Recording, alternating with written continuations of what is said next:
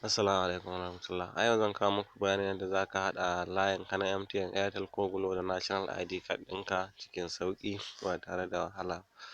Yadda za ka haɗa na MTN shine za ka je ka sa star 785 sai National star sai National ID card sai hash sai ka sanda. Sai na Airtel kuma za ka sa star 121 star 1 hash sai ka sa National ID card ɗinka 11 sai hash. Sai kuma na Glo za ka tura saƙon National ID card ɗinka zuwa 109 shikenan. Domin kuma sanin yadda za ka ga National ID card ɗinka in baka sani ba ka sa star 346 hash shikenan. Ku danna subscribe sannan ku danna ƙararrawa domin samun shirye-shiryen Fatarwa TV.